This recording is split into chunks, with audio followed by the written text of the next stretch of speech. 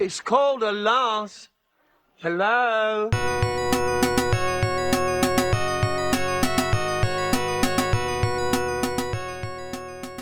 I can't even do a now recording voice anymore. Let's hear it. Now recording. Now It's higher than it used to be. Now, yeah. Now recording. Now recording. Now recording.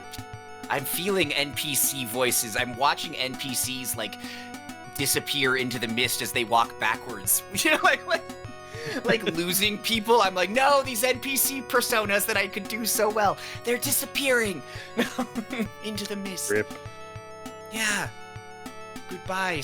Goodbye, sassy, romantic, growly man. Goodbye. Gangster. Well, welcome to It's Called a Lance, where Hauntie is discovering the ennui of femininity. No. It's painful. It burns and it stings. No. Makes you cry a lot. Yes, as you I'm sure have all noticed, her voice is higher again. It's going to keep happening. Yeah. Yep. Woot. Oh, God. It's crazy. It's crazy. How has everybody been? I have been doing quite well, thank you for asking. How about yourself? Oh, I've been pretty good. It's been nice. Last month was like my my crazy month where I did like so much stuff and I was just burned the hell out. And this month I decreased my output a lot just to like recover. So I'm feeling better. I'm ready to get on to another grindy month next month. Hopefully not to the same level though. Yeah, I hope not either. It was stressful watching you, and I'm a very stress-free person. I don't need that kind of fire in my life. I'm doing fine. Thank you. Good. I'm thirsty. I'm so thirsty lately. You're thirsty. I'm so thirsty. You know what? Speaking of thirst, I have rediscovered the French press, and I fucking love it. I said a swear word. I'm sorry. I think you're good. I think you're good. What? We're well past 30 seconds. I'm working on cutting back my cussing. I'm terrible. So every time you swear, donate $1 to me on social media or something. That's the swear jar. You signed my paycheck. You know how much money I can't afford. I will deduct $1 for every swear. Do you think we could set up a swear jar on GoFundMe? For people to donate money to me, I would love that. Would people use it? It will go give us your dollar. It'll go right towards me buying new Warhammer models. So you got to make okay. This is a charity event for like streamers. Here is you set up like a charity event, where you get a bunch of creators in on it, and then it's just like a communal swear jar for a charity. Yeah. Every time they swear in a video, they. Yeah. Perfect. Yeah, it works. That sounds terrible. You'll never understand. It's content. Yeah. No, I understand that it's content. It doesn't stop it from sounding terrible because I cuss a lot. But it's for a good cause. Yeah, well, screw it's their for good a fucking causes. good cause. You know how hard it was for me not to say F that good cause. I don't even know what good cause it is. Anyway, it's for the goddamn children. For the goddamn children. Goddamn children, Austin. For those chitty kids. Watch this video tank. Yeah. Well, just remember, save the kids or something. I don't know. Save the kids or something. Okay. Well, why don't we get into things rather than drag this out too far? Then, yes. I'm gonna get going on this summary, and then, oh boy, just with the way that we usually do the hosting, where it's like. Two for one person, two for the next person. I think this might be my last summary of Dragonlance. That means it's Austin's next. It's Austin's. I think it's Austin's last usually, isn't it? Nope, definitely the next one. Okay. I'm pretty sure Hauntie is just trying to get it out of doing work, but I feel that. Okay. The summary. Austinus. I'm calling him Austinus because he's you, by the way. I I know there's no you in there. I know, and yeah. I appreciate that. Austinus, the chronicler, writes down all the events of the world. He begins to write a record that a red-robed, golden-skinned wizard died on his doorstep. After realizing that it's Raistlin, Austinus lets him into his great library. Raistlin's soon-to-come death is helped very little by the librarians, and he determines that he's going to need to save his own life through the magic tomes in the library. Austinus allows it, but Raistlin discovers that he needs some ancient key to access the knowledge. Austinus begins speaking to Raistlin like they are old friends, and he remarks sadly about Raistlin's story ending here. Raistlin then has a key-related epiphany that the rest of us will probably understand in a future chapter.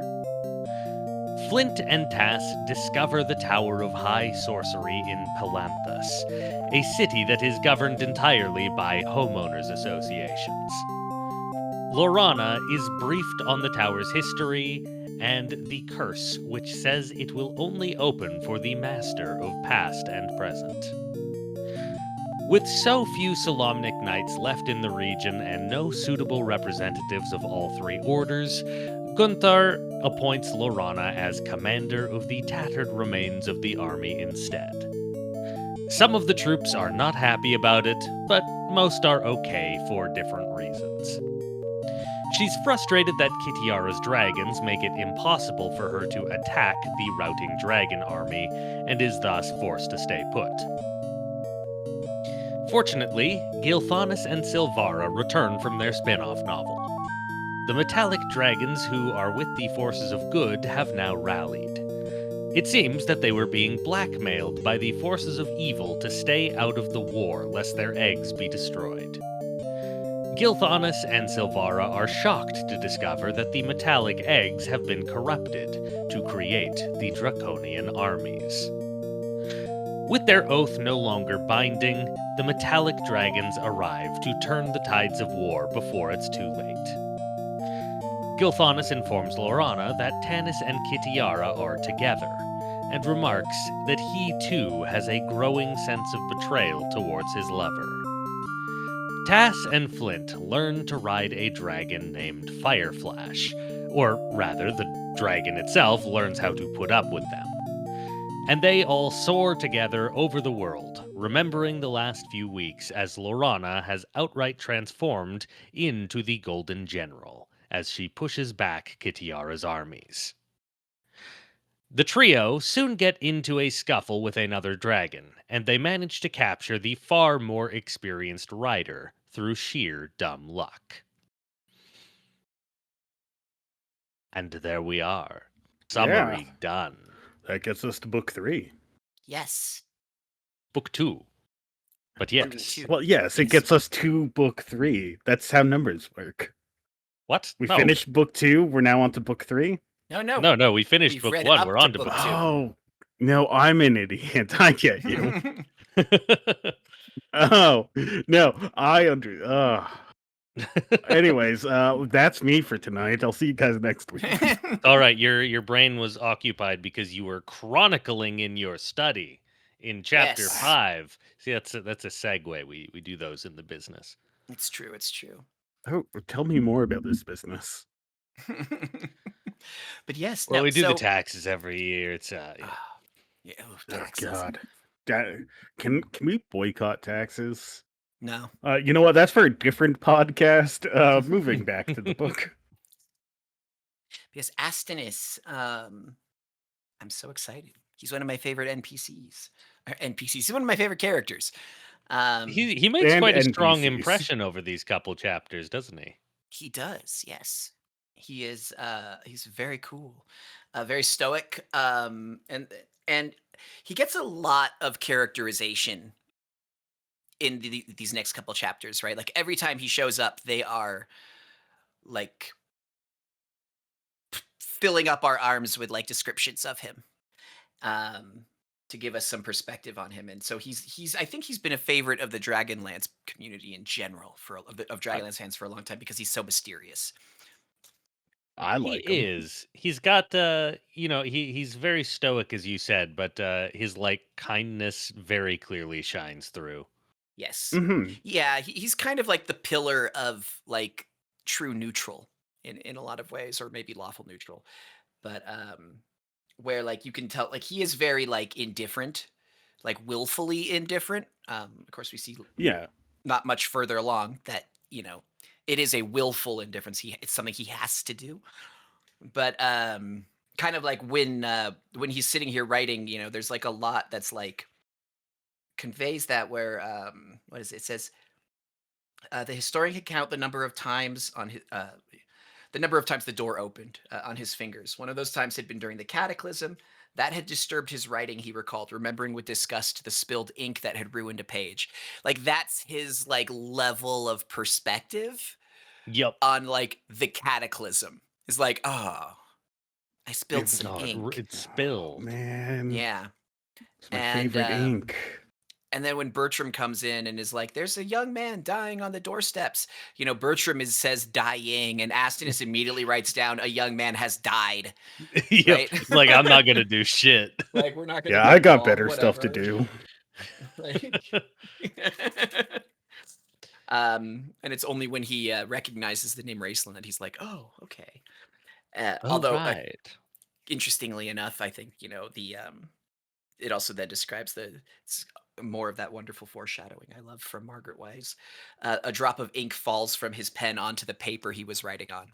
Once he says, as he utters the name Raistlin, which is immediately connecting it back to like the spilled ink from the cataclysm, sort of connecting, I think, the scale. Like it's not as big, but like it's close for Hmm. some reason. This moment is similar to like the cataclysm itself in a Yeah. cosmic way. I also I think it's interesting how uh he's not omnipotent, but he's all seeing, I think is the phrase. So Yes. like he sees and feels everything across the entire world at once. Yeah. And yet, Yeah. uh he seems to like very consciously be choosing to not try and predict the future, but like Hmm. he does just actually seem surprised by things. Like he didn't He really does. like think the chain of causality about how like I know everything. What do I think's going to happen based on everything? He just never seems to like take that next step to put it together. And I think that's kind Yeah. of a fun character trait. He Mhm. does. He Yeah, he has does all kind of the of get. info to read the future, but he just doesn't do it. Yeah, Yeah. he does get into that specifically in like a later chapter of that we've read and we'll be discussing today. I think he explains it to Lorana, but yeah, he is. He's. My personal feeling is that he somehow exists unstuck from time, That. because we see him writing in a linear way, right? He's like, on this Mhm. day, da da da, this happened. On this day, da da da, this happened. And then like a little bit later in the chapter, he kind of says like offhandedly, he's like, I don't have a lot of time. Uh, Whole volumes are being missed Yeah. while I'm here talking to you, right? And he doesn't write that fast. It's not like they describe his hand being a blur. Like he's writing at a normal, very chill, kind of calm pace, Yep. which Mhm. suggests to me that he is somehow writing multiple books at once. Yeah, that's Yep. honestly the exact same thoughts I was coming to. Is he exists outside of time, Yeah. Yeah. as you said, and yeah, because he never seemed to be in a rush while he was writing, from what I was picking up, and Yeah. he claims to be incredibly old. Hmm. And it's not like he's writing down only the important things too. He's like writing down everything. Yeah, well, because uh, how many times the door opened and small stuff like that. Like, it's not the most important details. And I imagine he's also the type of dude who wrote down what somebody was having for breakfast that morning. Yes, and it's very interesting because people have for as long as he's been introduced as a character, people have been debating this popular theory that he is like Fizban, an avatar of a god, of one of the gods. But Which it's never ever been confirmed. Like it's and, never they've never said. No and I'm one in the history of Dragonlance surprisingly has ever said one way okay or the with other. that. Like I'm Yeah. okay with theories being theories, and Mhm. it being up to you, the reader, on what if you want to believe that he's an avatar, and that's kind of what I was feeling. Mhm. He Yeah, I mean, reads I to think me as it's kind of not a god, but like one of those like creatures of myth that is bound up in all the stories of the gods, like a Hercules kind of or the deal, Forest Master or the Yeah, Forest from the Master. book Yeah, from the first book. like in my 3.5 times, he'd have like a divine rating of 1. Yeah, I definitely think he is at a minimum like like a demigod, um, of some kind. But especially, we'll see the way he talks about himself. But yeah, it's nice that he remains an endearing mystery. It's rare, I think, in like fantasy novels, especially Dungeons and Dragons fantasy novels, where like we know that like the franchises attract a certain kind of like geek behavior, of which I am very much guilty, where you want to know everything about the world, like you want all of the Hmm. secrets laid bare, and so they kind of keep this one, and it's really well kept. Yeah, no, I'm with It's you with nice. that. As again another person who is 100% in favor of knowing everything all the time, it is nice when they do just like, yeah, you won't know what the secret is, and it sucks to suck. Yeah, yeah. So, what do we think of the linear events of these chapter then, as they are happening, Mhm. as we are chronicling this history here? Raistlin comes here for help, and they just kind of go, "Well, we'll give you a bed, but Yeah, that even that's an honor." right. Yeah, No one has been in the library other than these monks and Astinus for such a long time. Uh, yeah, my I, least favorite kind of library, the library that bogarts knowledge. well, it's so valuable though. Can you Oh, imagine like if oh, people could just, absolutely.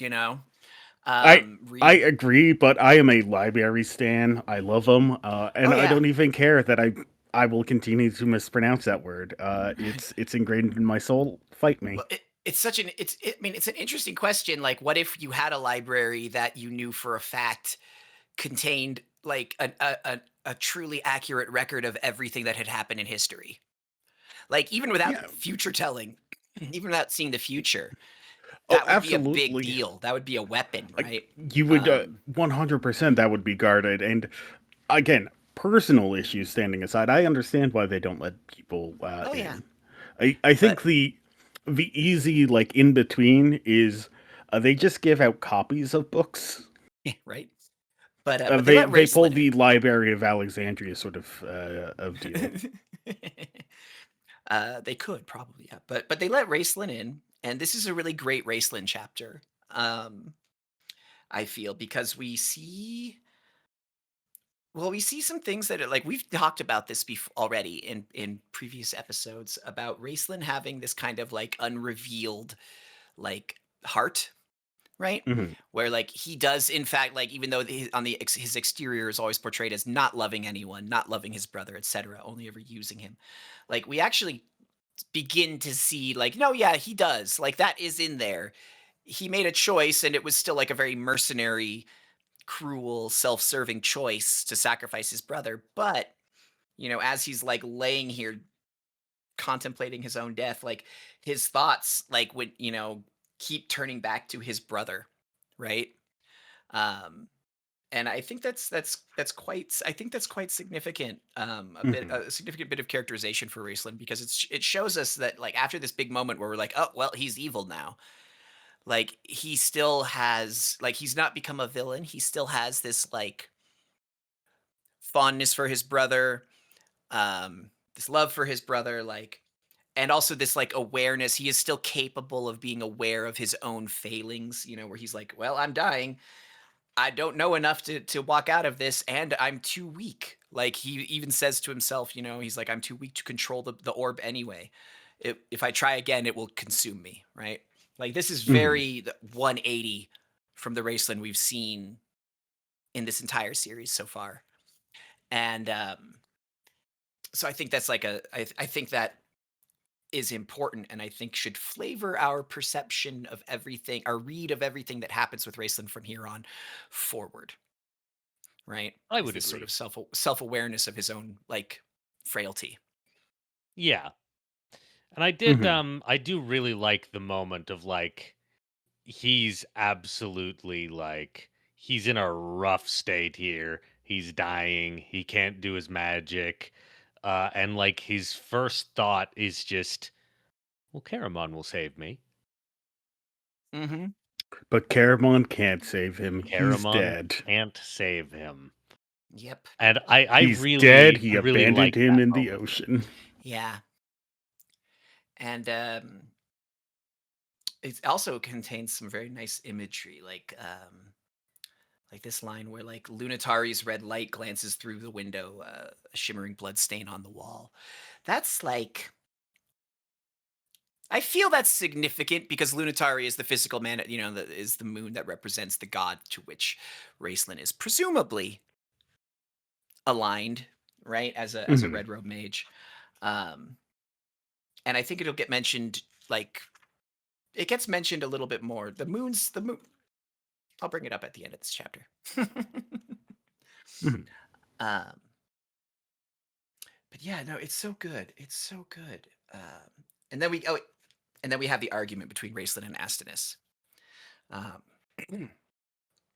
where Astinus is just kind of like he's like, I know you, I know who you are, I recognize you, and Raistlin is very confused by that. He's like, how do you, and Raistlin looks at Astinus and sees that he is not aging, he's untouched by time, he's not even aging slowly. Um, and Yeah, some kind of ageless being. Similar to Fizban, I think, if I remember right, um, Raistlin has the same perspective on Fizban, right? That Fizban is untouched by time somehow. Um, He and that was remarks one of the it reasons. with Lorana as well, but in the factor of like this is an elf maiden. She's gonna live like so Yeah, long, and it's her time is draining so much slower than everyone else. yeah. Well, and even with Lorana, though, Raistlin can still see her aging just extremely slowly, Yeah, um, imperceptibly slowly. Whereas, like, this is like right pristine, untouched. But still got that new car smell. yeah. And when Raistlin calls it out, Astinus is kind of, and Raistlin's like, "Who are you?" And Raistlin's or Astinus is like, "That's not important. What's important right now is why you're here." Yeah, it's why you're here and for you to get better. Mm-hmm. Less so that part, but the why are you Oh yeah, here? they're definitely less so that part. There's no. Get out of my library. Well, yeah. Well, Raistlin tells him, "It's like I want to see the spell books," and the monks are like, "Oh, that'll never happen." And Astinus is like, "Yeah, okay." Sure, go for it. Yeah. Yeah, whatever, And dude. I yeah, trust you. which shocks them. It seems like there's some kind of connection between these two people, though. Although then, as he's like leaving, Astinus drops probably the hardest line in the entire series of books. Where he says, because Raistlin is still like so like frantic and stressed, and was like, "Who are you? Oh What yeah. do you see? What do you see when you look at me? Like, why do you recognize? Why do you look at me like that?" And Astinus is just like, um, "You said you saw a man who was not dying." The historian told the mage softly. Hesitating a moment, he shrugged with that indifference of his, and once again turned away. "I see a man who is," and I'm just like, That's when you The that's play that fucking like alpha yo, male music. yeah, yeah, exactly. The funk because comes in Raceland like, Yeah, the died. funk. it's so good. It's so hard. It's really good. Yeah. It Yeah. is a solid line. Mm-hmm. Mm-hmm. Well, and I think it also we'll see that it reaffirms that Astinus is not one who sees the future, right? Yep. He sees what's happening right now, And that's what's happening right now. It's so good. And then we see Raistlin freaking out in the library, throwing books around, trying to find books reading everything written by Fist and Dantalus, um, because he already has the one spell book to compare them to, but he just Yep. can't. He can't find what he's looking for because they keep basically saying like, ah, yes, all of the power in this book will be yours, since you've clearly passed the tests and you're a mage of the order and you have the key. And Raistlin has no idea what this key He's is. like, I don't have any key. Yeah, I didn't get a key at the key store. What the fuck? Yeah, you stupid idiots. You know. Um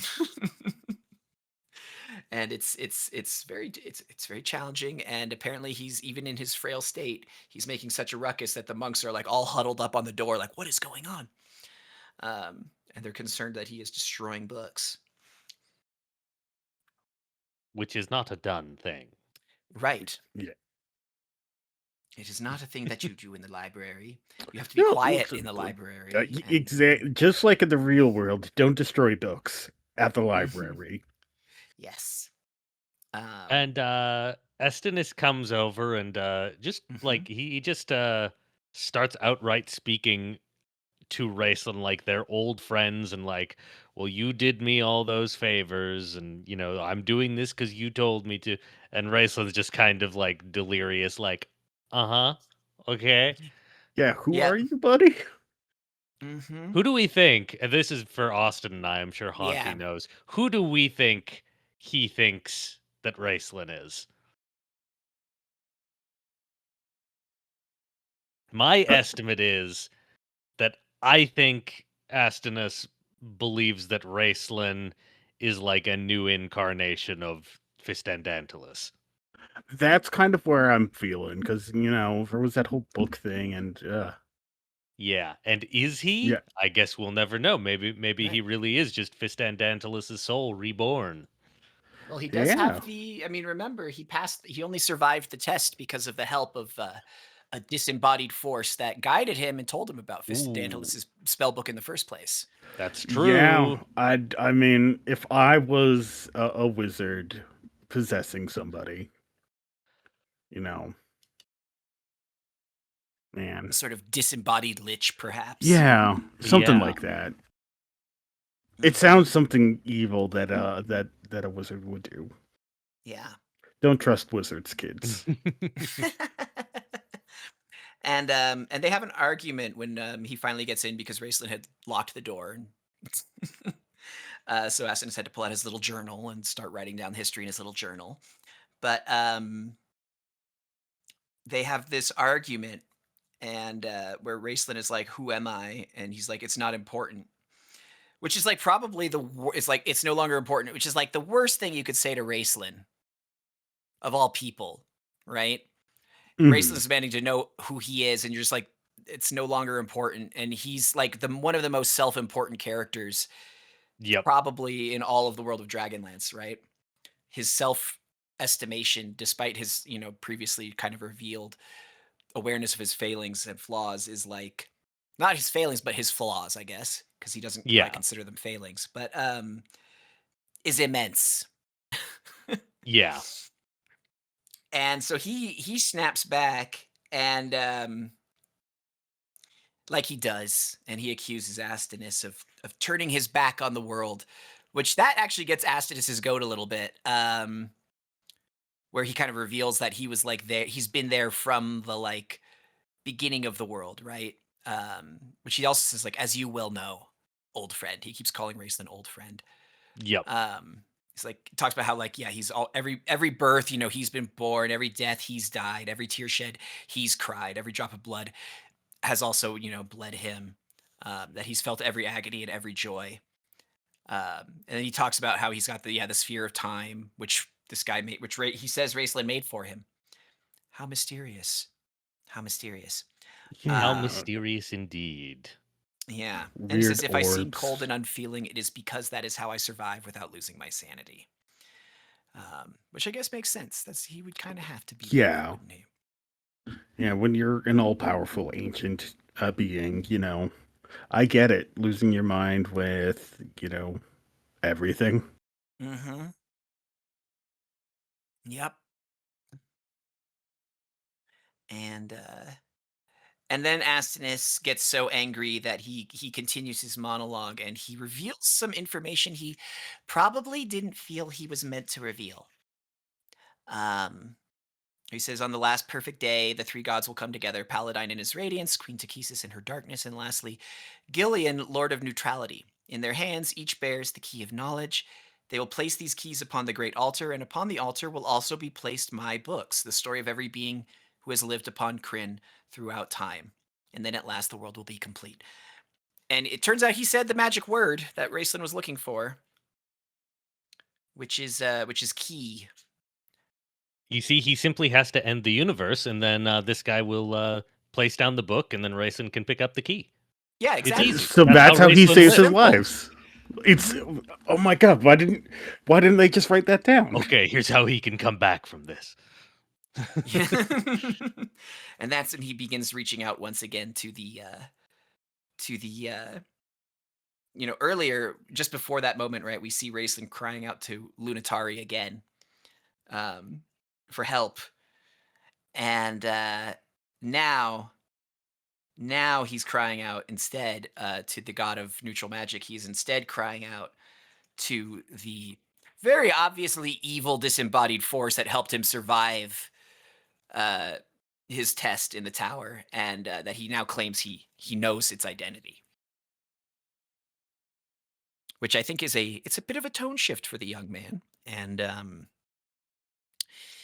yeah, and then he dies, it looks like. Yeah, by the looks of it. That's what Yeah, happens by the looks next. of it. Yeah, rip. So that was kind of a stacked chapter. Yes. The next ones I think speed along a little bit more. Mm-hmm. But before we we go, are I just in. want to say, Oh like, yeah, the last thing is there's again the moon is a lot, Lunatari is a lot in here, but then Astinus says Astinus stared at the body for long moments, bathed in the garish purplish light of the two moons. And that's interesting because it suggests to me that, like, we weren't being described this other moon. Like, it was meant to make it be like, oh, Lunatari is the ascendant moon right now.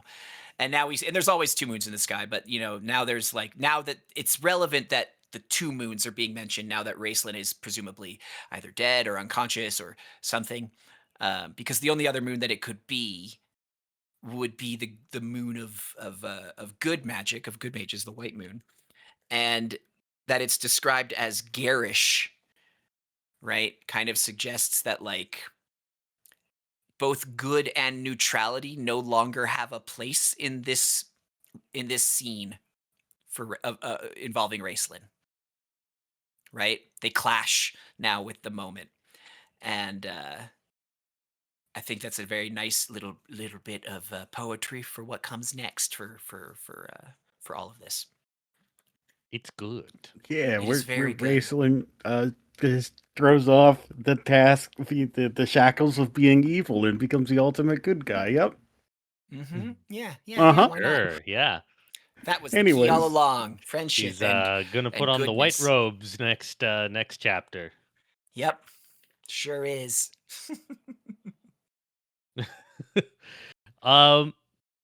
Yeah, so then we just had a whole conversation about Raistlin, and Yeah. Tass is pretty sure as he was walking past the library, he saw Raistlin get dropped in front of the library and then get taken inside. And Mhm. Flint rightfully tells him, "No, that's stupid. Why would you think that, you stupid idiot Kender? With a Yeah, dumb why would brain, Raistlin that be doesn't here?" work." Yeah. Yeah, speaking of bringing up my spirits and my morale, well, I get Tass back, and that's all I needed in life. It's true. Yeah, so they have their little argument. Tasselhoff kind of spends a lot of time thinking about it, actually.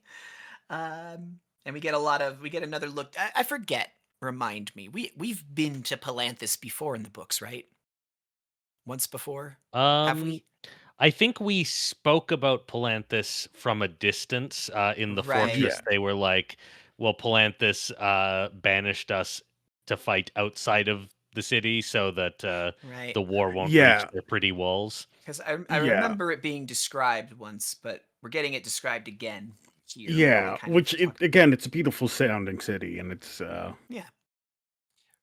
But it's very but interesting. I think it's got a lot of parallels to Washington D.C. If I'm honest, yeah, I could see I it. it's Yeah. meant to. I You know. I don't. I'm not a fan of the fact that they're like, no, we don't need to build a second wall. It would look ugly. I'm not here for that. That's a bad choice. Right. Yeah, it's got this wheel and spoke design, and with the center being the big hub of the city. So like this is very much like a a perspective on DC. I think circa 1980s Yeah. America. Yeah. White marble everywhere again. So it's very. I think that's clearly a influence here. Now Um, I have to go take a quick look at what Washington D.C. looks like as a Canadian. I don't think about it very much. well, you should. Your people went there once. We On a did go fun little there vacation. on a little Yeah. field trip. There was Boy a howdy, we brought campfire some. and We brought marshmallows. some torches. Yeah, it was good. I've heard that Washington D.C. is the only American city that looks the way America is supposed to look. Uh, I've- I can imagine that. I mean, if you think about it, Philadelphia and a couple other cities look very similar because their Oh, architectures are the same yeah, that period. is a lot of white. Yeah. Oh, yeah. Yeah. Oh wow, that 100% is. the inspiration for Palanthus. Yeah, no, I can for sure see that. It's a really nice looking city. I don't think I'd want to live there, but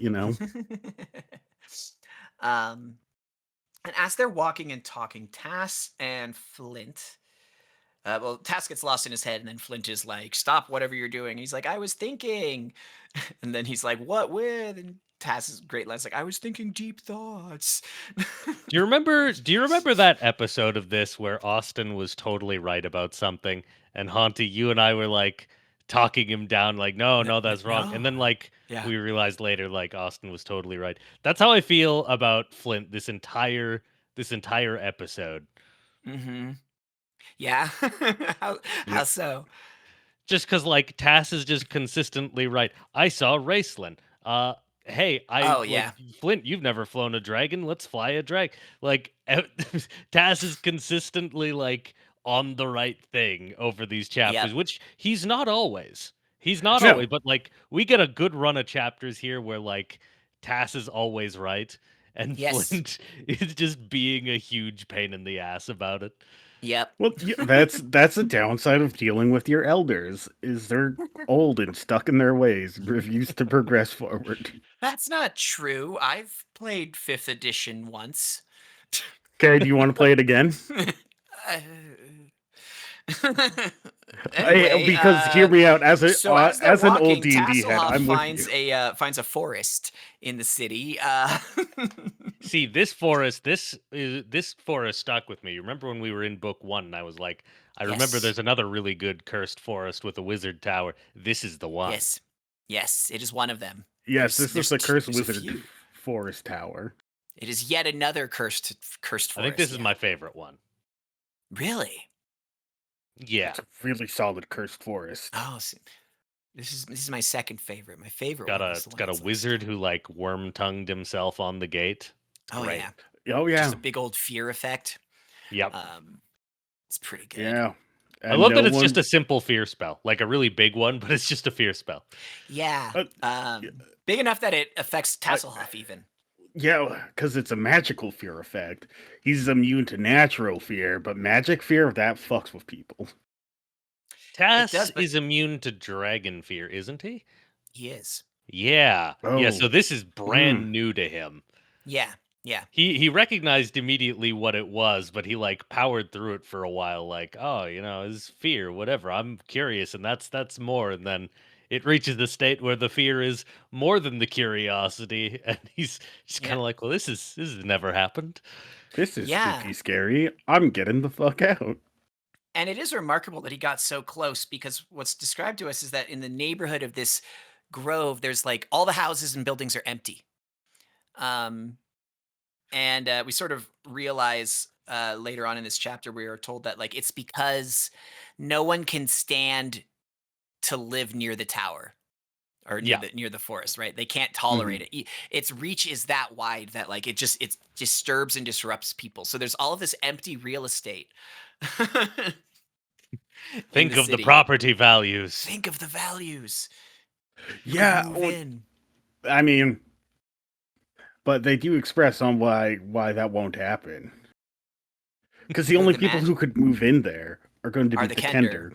And nobody Yeah. wants the Kender living there because everybody sucks. Right. No, it would very quickly become a Also, they like their things. true. Hey, it's not the Kender's fault that their things just keep falling into their pockets. You know, it's funny because he's when you think about it, actually, if they did, because this is coming from Lord Amothus, the guy who's Lord of Palanthas, is like, oh, a Kender, huh? Because they run off and they find Lorana, and then we cut to Lorana having a conversation with Amothus, and he's like, oh, well, I could hire some Kender to do all of the maintenance work because we have to keep the buildings looking nice. And he's like, oh, but no one in the city would be happy with that. And it's so funny because it's kind of like when you think about it, yeah, that would immediately turn into like little Kendermore, right? Or like Kender Oh, Town for absolutely. Palanthas, and the good people of Palanthas would probably not be happy with that. I mean, I'd go live in Kendermore. Just saying, they seem fine. I don't know that I would live in Kendermore. I Maybe so in badly, Kendertown. I so badly as a kid wanted to live in Palanthas. I thought it was like such a beautiful sounding city, and it didn't really dawn on me yet that the people in there were all like busybodies. I was like, Yep. it's like it's a Yeah. pretty fantasy city, and it's committed to continuing to be a pretty fantasy city. And honestly, in the modern day, I don't mind a city that's like fully committed to look at they've got civic pride, you know? Yes. Yes, but they're Palanthas also did a nothing little. wrong. I Also a will. I little. hear you on that, but in the old city where I used to live, where the roads made zero fucking sense. No, I'm here for more modernized cities. Fucking straight roads and yeah, shit. the people of Palanthas, like you're right, they're busybodies. They're concerned with a lot of the wrong things. Yes. Well, yeah, Let's we're say. concerned about making sure this fight doesn't come to their pretty walls instead of, I don't know, Mm-hmm. erecting a second wall to protect their first pretty wall. True. Mm-hmm. I mean, if the Lord of Palanthas is any indication, aesthetics are probably the thing that are most important to them. Absolutely. I do have them all pictured in my head of like all of our foot soldiers and town guards are wearing like gleamy shiny breastplates for reasons that are beyond my purview. It's their primary color is blue. Well, the guards of Palanthas are the Knights of Solamnia. Oh, fair. Yeah, again, a lot of blue there. I don't know. Yep. I like blue. hmm Blue on white stonework is a good combo. It Very is. fantasy. Very classic fantasy. It's Very true. I think when I was painting high elves many a year ago, that was the color scheme I was going with. So Will, Yeah. now that we're on Lorana, your bay, Oh yeah. what do you feel about the next bit of the chapter here? Okay, so this isn't the chapter where she becomes general yet. No, but she is getting tired of dealing with everyone's shit. She is getting tired of dealing with everyone's shit, and she's about to learn next chapter that she's gonna have to deal with a lot more people's shit. Yes. But she can actually I don't- do something about it at that point. I don't know. I don't have a crazy number of thoughts about Lorana in this chapter. She's Ah. more world weary, but she's still Mm-hmm. trying to learn. She's not fully sold on this "we have a beautiful city" cult that everybody in Palanthas has, where she sees the cursed tower and she's like, "Oh, that's actually kind of nice for effect," you know? Yeah. Yeah, who Well, amongst us doesn't want a cursed tower for the aesthetics of a city? Of course. the contrast, the wabi sabi, Um, if you will.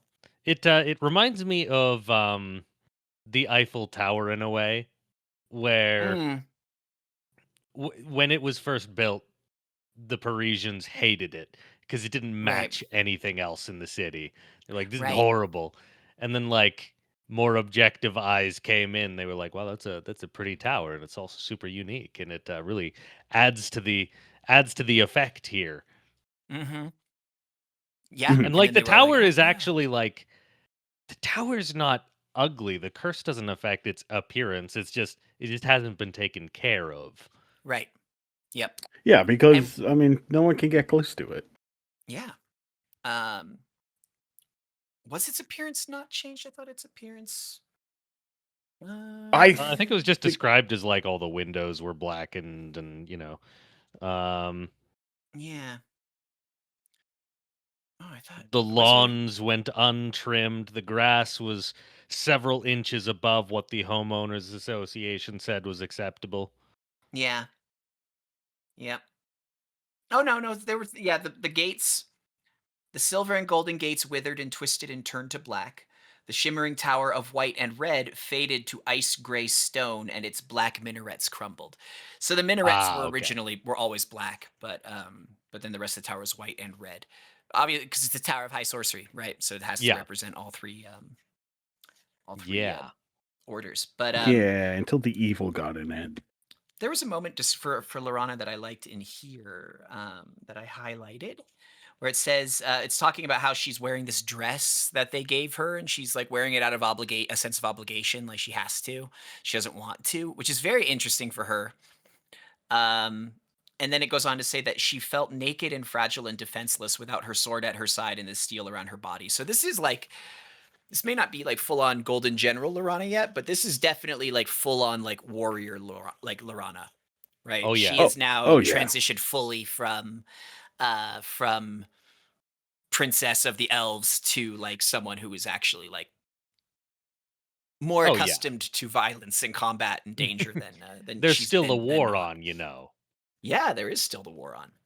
Um, and she meets with Astonis, and he explains the tower to her and explains the history about how we get the backstory for Kryn, right? Where the king priest of Istar, one of his big campaigns was to destroy and take over the clearly to take over the towers of high sorcery and their Yeah, secrets. he just wanted them. Yeah, and so the wizards destroyed them themselves. The wizards destroyed two of the towers that then like apparently laid waste. A side effect of destroying the towers laid waste to the cities they were in, which to me kind of conjures to mind like almost like an image of like they're like nuclear bombs or something like that much magic, because they must have destroyed not only the tower but the magic stuff in it maybe. Yeah, that's Hmm. kind of what I pictured too. Yeah, Yeah, I they mean, blew the hell out of it. when you start pushing random baubles and widgets, and then everything goes, pear Yeah, shaped. and so these were like the magic equivalent. I feel what's impressed upon me is that this was like the magic equivalent of like nukes going off in the middle of a city. Because the king priest was like, whoa, whoa, whoa, whoa, whoa, whoa, there's one of these in my city. Let's negotiate. and then they all kind of they negotiate and they move things to the Tower of Wayrith, which is apparently the tower, according to Astonis, that no one cared about because it was far from any center of civilization. And I have a feeling about that, because I'm like, if we were just told one sentence before that destroying these towers laid waste to the countryside around them and frightened the king priest because there was one in his city. And the wizards probably knew this would happen, right? Why did they build one way out in the middle of nowhere? Right? Probably to protect people from anything going wrong with that tower in Yeah. the Yeah. future. It's Is also probably possible that like the cities were built around the towers later. Like they didn't build where there were cities. The cities sprung plausible. up around the towers. Plausible. But I wonder. I just think that it being mentioned in the same breath as like, oh yeah, these were bombs. These weren't just towers. These were bombs. Makes me Well, think that yeah, the I'm Tower of in. Wayreth might be where the really good stuff is kept. The Yeah, really powerful magic. it's kept out of the way. It might be defending a different corridor from something that wizards can see and know of that the rest of us pure plebeians don't. Maybe. But yeah, and so then they moved all of their stuff to that tower, which just loaded it up even more. Um, Astinus explains that wizards are the way they are so that they don't become too powerful and aspire to godhood. Foreshadowing. Thank you, Margaret. And that they have to sleep and concentrate and so on. Basically justifying the AD&D game mechanics with some lore, which I liked. Yeah. Yeah. And that they need to study. They can't just have cantrips that they can cast at level 0 with absolutely no cost to themselves, you know? It's just not something that you do. It's not good for society. You have to consider the ramifications of easy magic when you Yes, we build. understand you don't like cantrips from 5e. We get it. Mhm. I mean, I do, but I think that some of them need to. Anyway. Then we get he's like, one more piece of advice: stay focused on your job. And then she goes, "What Yes. about Tannis?" Did I stutter? Stay Mhm. focused on your job. Yeah. And also Yeah. the tower, the story of the Tower of Palanthus is somehow tied to your destiny, bitch. Like, she's Yeah, like, what? He's like, stay focused. If only the master of the past and the present would show up in our city or something. Yeah. Nope. But yeah, we don't hear about Raistlin again, do we? Huh. No. No. Mm-hmm. No, we don't. Future chapters, perhaps. Yeah, probably just Yes. weird coincidence that. Mm-hmm. Mm-hmm. Oh yeah. Well, and he's finally, dead, we also see remember? Astinus get Lord. Right, Gets right, mad again. yes. Yeah, he's dead and no one tells anyone. Yeah, actually, that's something else I highlighted. I think was this in this chapter? No, that's in the next That's in the next chapter where she becomes commander. But Astinus does get mad again because they're like, you're the Lord of Past," and he's like, I don't dominate time. Yeah, no, I ain't a time controlling wizard. I'm just an old man wizard. Yeah, it's like, I remember the past, I record the present, I do not seek to dominate either. Which is pretty Indeed. cool. It's pretty cool. Yeah. He's a very well written I character. really like him. Mm-hmm. Does he show up more often, or is he kind of just done with these few chapters? He shows up whenever it's relevant. Okay, that's fair. You know what's He dawning on exists. me? Hmm. Is like, speaking of just like, oh, do they show up? And like, we have so little book left. Like, we've got a good chunk of this book, don't get me wrong, but like, Mm-hmm. the good dragons just got back now. Yeah. This late. We Yeah. haven't even met Lord Soth yet. Like, I know. I feel like I was Lord thinking that Soth, as I I know sat down about to him. read. I was like, I remember. How are they gonna? I was like, there's so many things I remember that haven't happened yet. How do they pack that all into this book? Yeah, Lord It's Soth is a guy who just mopes around Ravenloft until they get bored of him. Lord Soth, a certain dark elf, all kinds of people still need to be introduced and fleshed out, and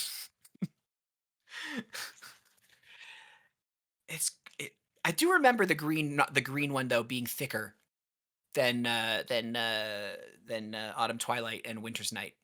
This is a no thicker memories book. surrounding book thickness, I'm afraid. I do, because I had to stack them in my locker at school. But Having all of the books in paperback, they're all kind of the same size. Are they? I remember it being substantially thicker. Huh.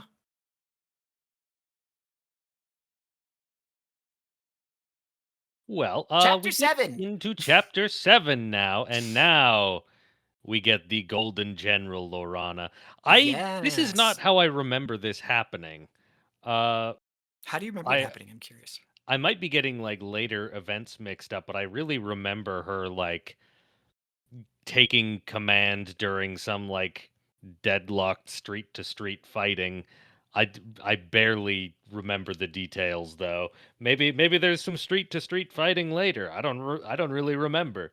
I Um, remember something similar where like there's like a fog or something obscuring vision, and she can see. Yeah, I that's where I associate her with being the commander. And maybe when we were younger, this chapter just went over our heads, I guess.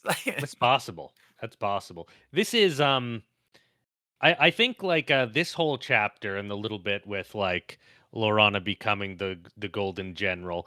This is where I Yeah. see Weiss's Tolkien influence the most. Is that Mm, like Tolkien, she's very comfortable like skimming parts that a lot of other authors would like make 40% of the book. right. Right. You know, because like you know, you look at like the Battle of Helm's Deep in the movie, it's like what, a third of the movie? It's half the Oh, movie. yeah. Yeah. Uh, and in the book, it's just like it's like something like 5 pages, and Oh, yeah. it's like here's what happened. Here's a list of the people who died. Gandalf showed up. I hmm mean, it's the Battle of Five Armies from The Hobbit. They Yeah. stretched that out into an entire movie and was barely a chapter. hmm Yep. Yep. So that's the impression that I definitely get here, where you know, Lorana is general. She gets appointed, and then we just kind of skim like, yeah, it's been a couple weeks. She's done really good. Everyone loves her. She's winning all the time. Yeah. hmm Well, we also see not just the Tolkien influence, but the influence that the still very new, very fresh women's liberation movement was having in the United Yes. States at the time, right? Where just the way she writes about it, it's not just like, oh, this woman, like she actually spends time where like there are these two knights, Sir Markham and Patrick, or I guess Patrick and Mark, uh, Yeah, yeah, and we could definitely say Margaret Weiss had beef with some people named Patrick and Mark, right? yeah, maybe not Mark. She must have liked a Mark, but I Yeah, almost All right, feel like but Patrick specifically. yeah, yeah. He's only Markham because I think that she couldn't just call them Patrick and Mark. Yep. But yeah, Patrick, when it's told, he's like, I can't accept this. He does say, however, unlike a lot of the other knights, because Lorana's estimation of them is that she likes them. They all get along. They've been on the battlefield together, right? And Patrick is like, I can't accept this. She's a valiant warrior. He's definitely like on her side, but he's like, but she's never commanded anyone. And then Astinus is like, have you? And he's like, well, no, that's different. She's a woman. And then his friend Markham, Sir Markham, is like, come on, dude. Like, you bro, know, it's the year of whatever year this is. Get with the times. yeah. And he's like, it's fine, it's politics, don't worry about it, my man. And then Patrick is like, yeah, but still, there's no precedent for a woman in the knighthood. And then Astinus, which is funny because they're not even making her a knight, they're just giving her command of the knights. Yeah. And then Astinus is like, well, there is precedent. This is like much like Astinus is a mystery that everyone in Dragonlance fandom debates. Well, kind of like wonders about. This is another one because this has never been given a story. And there is precedent in the Third Dragon Wars. A young woman was accepted into the knighthood following the death of her father and brothers. She rose to Knight of the Sword and died honorably in battle, mourned by her brethren. That's it. It's just like a footnote, Mhm. but it's lore that's never been expanded. Yep. But it's there and it's important, and I think it's there in part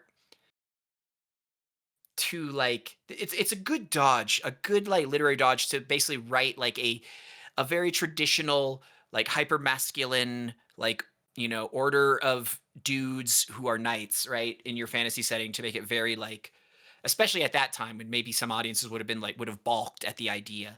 um you just Mhm. sneak this in, one, to justify a woman taking command because she's the character you've been trying to, and that's very interesting. Makes her almost like a Princess Leia type in some ways. Yeah. And but also it inserts it into the lore so that you could say like, what we want is for there to be women Knights of Solamnia, so we're going to make it possible Yeah. without making it like the default from the start, right? Yeah.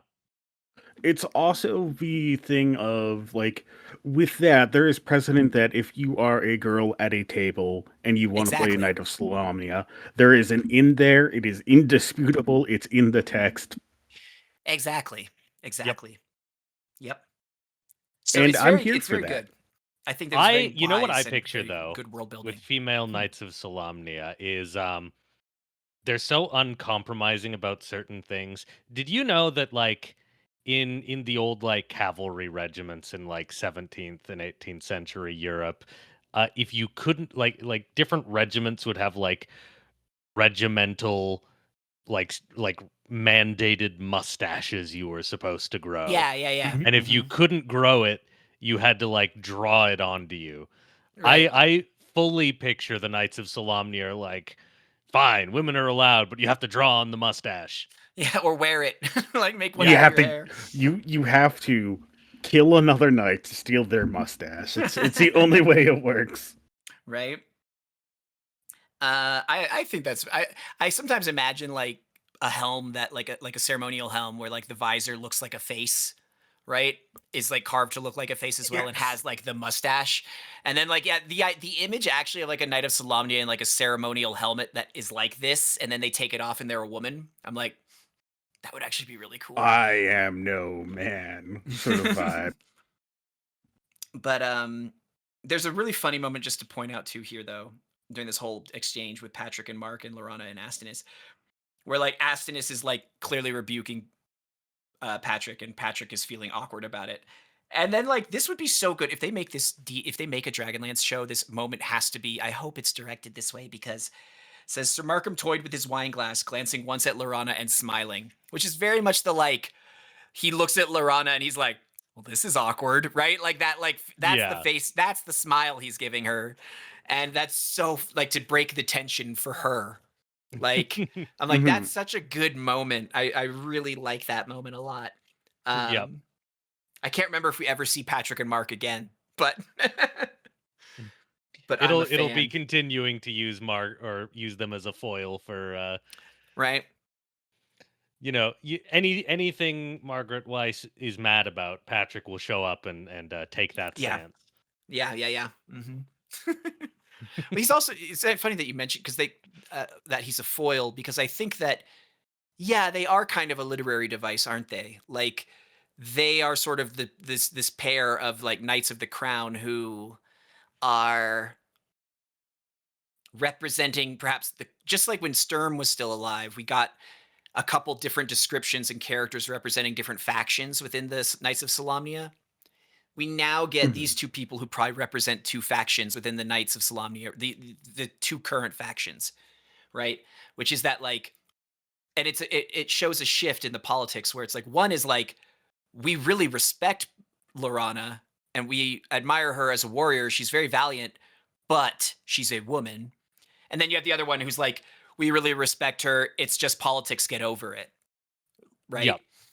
And like, so I think that that's yeah, I feel like they're there now that you've said it to like represent the two poles of thought, Yep.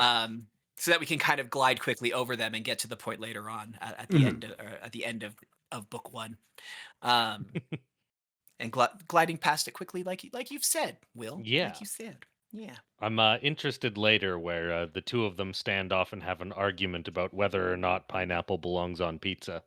you It know, it doesn't. it it belongs in pizza. Anyway, No. Ooh, that's the Okay. chaotic evil. It belongs in Chicago pizza. Anyways, ooh. I'm not prepared to kick myself off this podcast yet, so I'm moving straight off of this topic. So and um, she kind of she's got all these troops under her command, and kind of immediately she goes asking for more advice, doesn't she? Am I mixing up my chapters? She goes asking. I don't think so. Um, Uh, that's later. that's later, Wait, right? wait, wait, wait, No, wait, wait, wait, wait, it's wait, wait, earlier. wait. It is this chapter. It is this chapter. Yeah. She asks for So she takes advice. command, and then she goes to Astinus and asks for more advice, and is kind of just like, kind of actually not making a great impression on her troops. Of just like, I'm in charge now, and then just kind of very clearly being like, okay, Astinus, any luck on the my boyfriend front? Can any Right. updates on that? Um, Yeah. Hmm. Yeah, it even says she knew she was acting like that spoiled little girl again, but she must have answers. Um, and she asks about like what is it? She asks him about because she's asking about troop movements, like where the dragon armies are, what they're doing, and so she finally gets he allows her to ask her one question, and she asks because he reads her mind. She's like, I have two questions, and he's like, one in your head, one in your heart. Ask the first one, right? Ask the yeah, one in your head, he and told her she stay asks, focused. yeah. And she's like, "Is there a This is interesting because this reflects back on Raceland, because we've already had Lord Amothus earlier be like, "Oh, you should let us send some people to pick up the body, right, and dispose of it." Um, and now she says, "Is there a dragon orb still in existence?" And what he says is, "Yes, one still exists. I can tell you that much, but it is beyond your ability to use or to find." Which is like, what happened to it? Because if it was still in the library, it would not be beyond her ability to find. Yeah, Hmm. she's definitely like being clever here, trying to like Hmm. get multiple answers out of one question. Well, I mean, she's being clever, but Astinus is I'm more I'm more fixated on what Astinus says, Yeah, where he says it's beyond your ability to find, because if he doesn't seem to lie, right? yeah, He doesn't get involved one way or the other, so he has no motivation to lie. So if he had it in if he still had Raceland's body and the dragon orb in his possession yeah, in the library, it would not be beyond their ability to find. So why Hmm. is he saying that it's beyond their ability to find? What has happened in between this visit of Astinus to their little meeting and the moment when Raceland collapsed? Methinks the wizard is not dead after all. Surprise, surprise, surprise. What? No, the wizard has to be dead. Shocking shock. But for new people reading the books, it could have been, right, when these books were brand new. Well, Very absolutely. easily, very But easily could have like, been. I don't know. As I haven't read the books, and I could kind of, I, I've read a book before. You know, I Only the one. understand what a trope is. Yes. um And then, yeah, he's like, focus on your duty. And then we get yeah. to Flint, who's like, stonework. This is great stonework. Wow.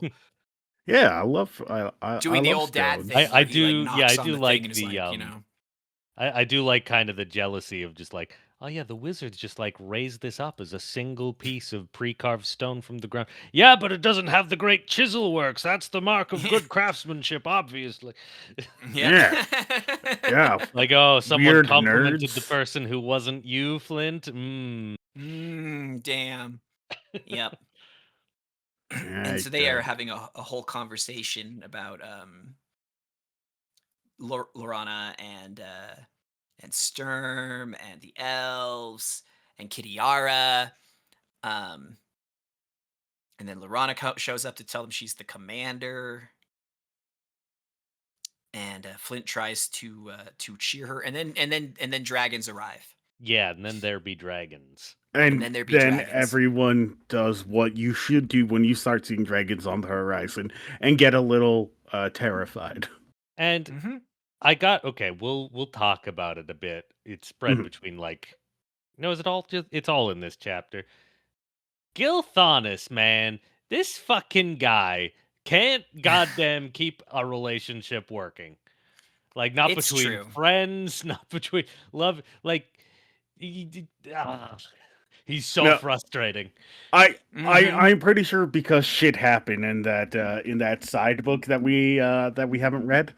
By the sounds of it, the information we have right now, it sounds like he's mad about like the secret of her people, you know? Right. Like maybe there's more to it than that, but like this fucking guy. Yeah. I think he's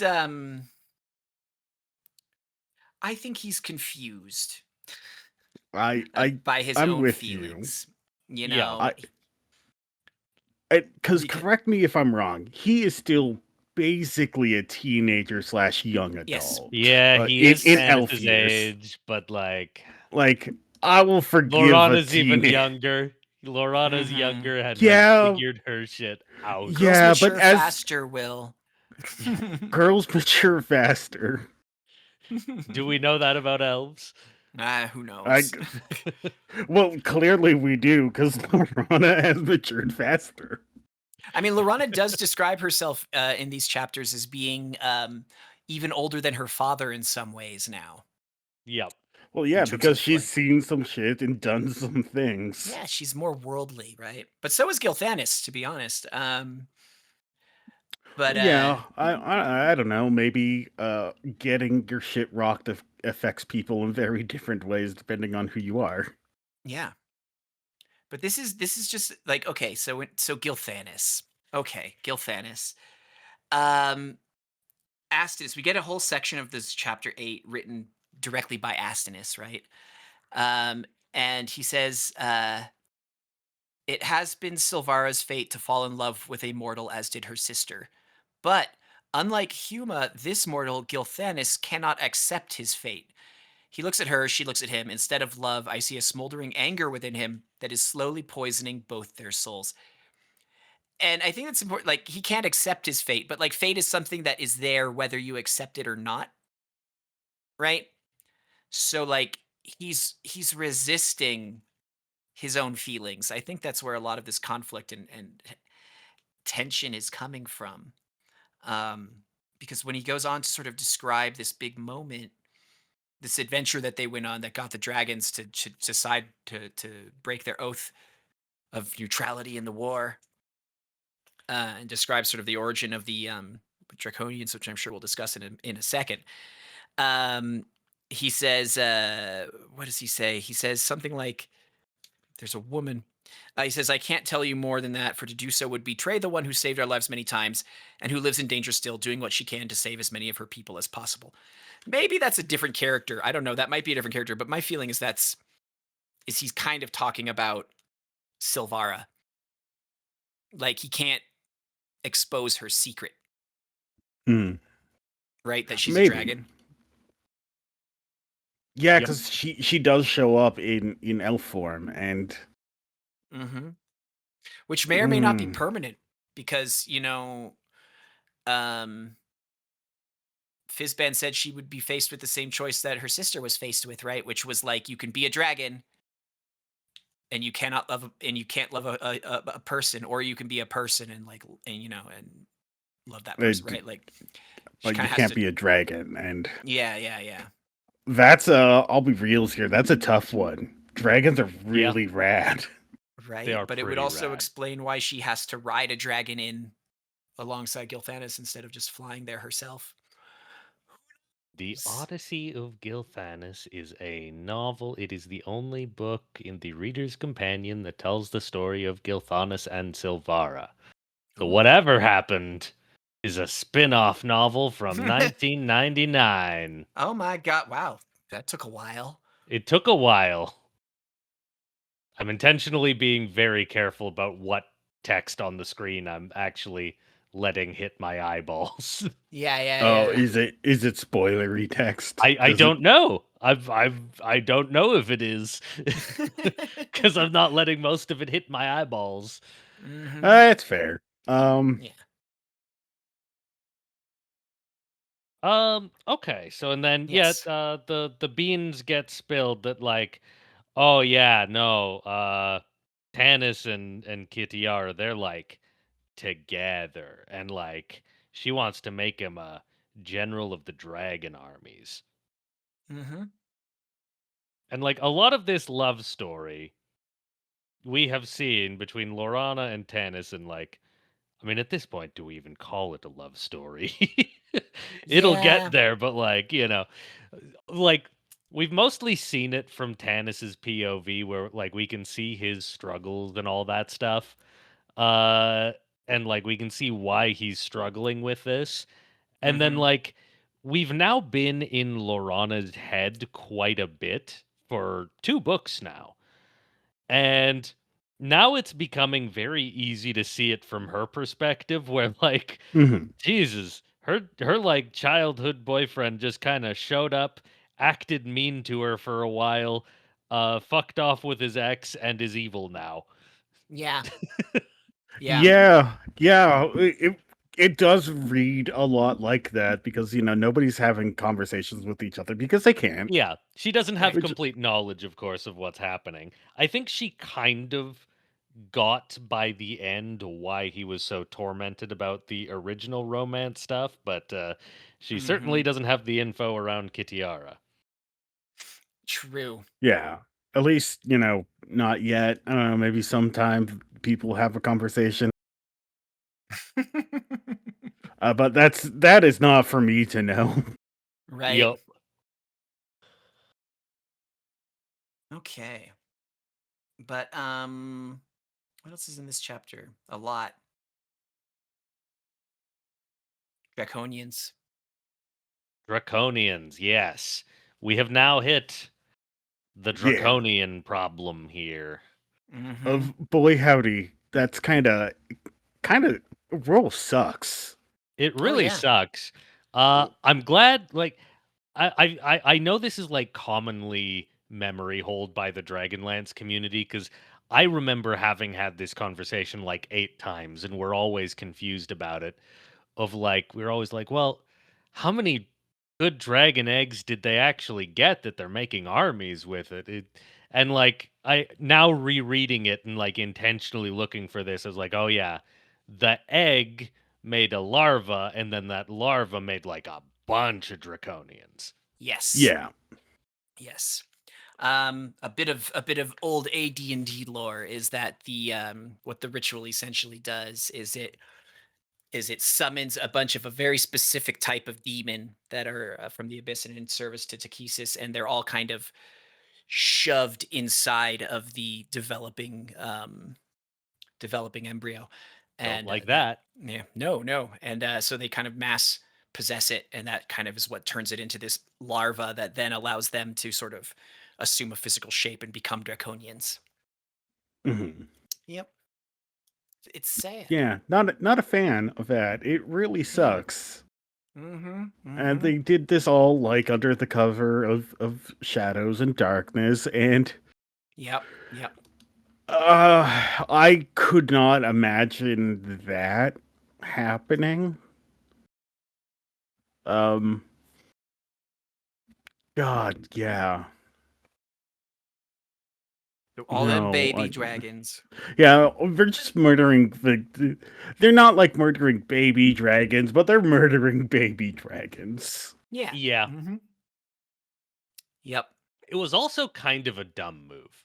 Like, even strategically, like, yeah, they needed ground armies, but like, they sure needed the good dragons to stay out of this a lot more than they needed ground forces. Yeah. Well, Real. I mean, from from a different tactical point of view, why wouldn't you keep like half of the dragon eggs? Yeah. You get a solid foundation for a ground army. You start rounding up a bunch of regular ass humans and other races. You force them into shock troops, so they just sprint in there. Then you have the draconians walk in, wipe up what's ever left, and that's a pretty solid foundation. Yeah. And you can still be like, if you attack us, we're going to sacrifice the other half of your dragons. Yeah. I guess Or you like just you keep enough of them that it looks like you haven't murdered any of the dragon eggs. the thing that gets me though is like the armies were never checked on the ground because like the dragons did so much of the heavy lifting, right? Oh, Right. absolutely. So Because like all and they had plenty of like goblins and mercenaries and stuff. yeah, I like and sure the bulk of their army were draconians, but I don't think they needed that big of a no, ground army. you are 100% right. They have an air force when everyone is still kind of fuddling around with how do long range bows work? Yeah. Can we Exactly. get some ballistas? And a dragon gonna outmaneuver most ballistas most of the time, which is why you gotta sneak attack them with ballista. Right. Right? Like the dragon armies, if you just had a very small task force of like hired mercenaries or well paid, soldiery, they would hold their own on any off chance that like there's a sneak attack on the dragon encampments. Mm-hmm. Yep. But No, we you're right. have, I don't think we need a dragon army. But the last thing that happens in this chapter is that is Gilthanas rats out Tanis to his Yep. sister. Which honestly, I'm here for. Don't get back together with your horrifying evil axe who rides an evil dragon. Yep. She Or gets do. I'm depressed not your because- dad.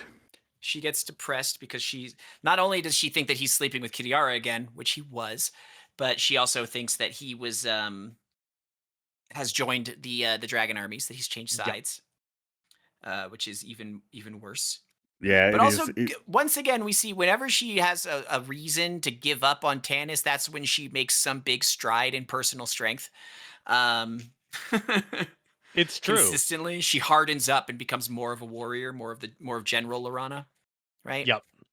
Um, Now I believe we're running up on your need to go time, so we should skim We through this are. last chapter pretty quick. Fortunately, it's Yes. not a big chapter in terms of it's events. just a battle, yeah. It's Yeah. their first dragon battle. yeah. I think the best part of it is really the prep, where It's the prep because yeah. they do talk about a brief history of how she became a golden general here.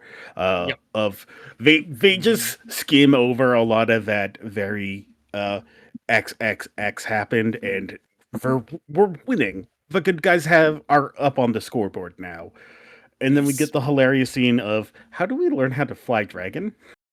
Yeah, and they're botching it so much, arguing about whether Kenders should be allowed on dragons, that eventually the dragon just has to like take charge and just be like, "Okay, gentlemen, let's have a conversation. Hi, I'm Fireflash. How you doing? Okay, so you should actually just get the fuck on my back right now." Except it's Yeah. not like that at all. No, it's not like He that. is 100% more polite than that, but I He's way more understand the polite. But he energy that does- you he have. does and do- manipulative. He does do the like negotiating, the like, okay, gentlemen, let's Oh. let's talk. I'm Fireflash.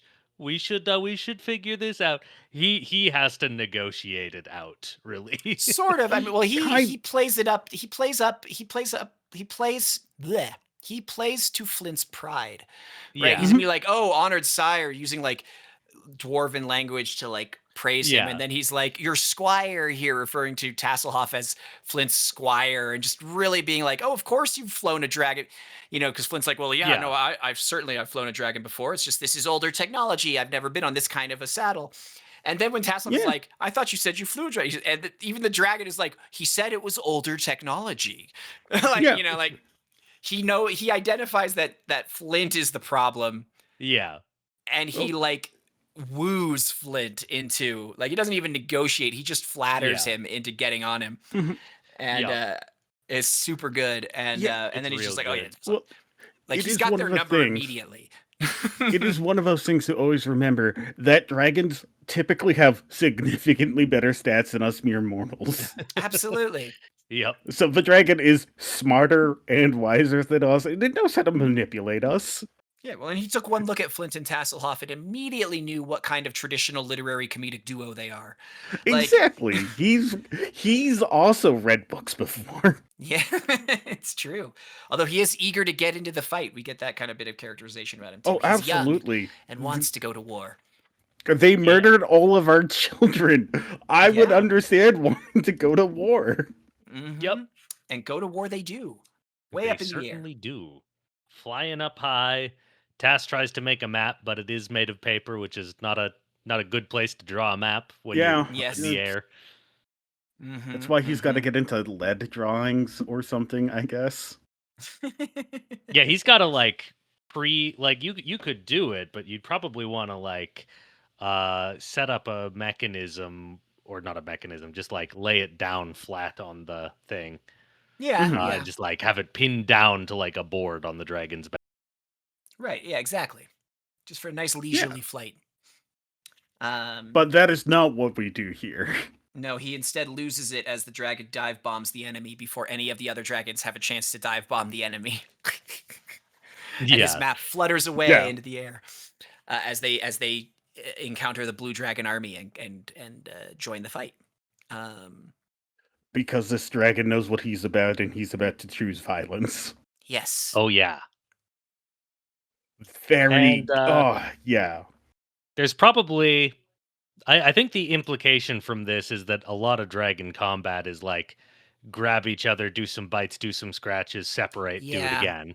Whereas Yes. this Mhm. time they got like nailed together by the dragon lance, so the separating is not working so well.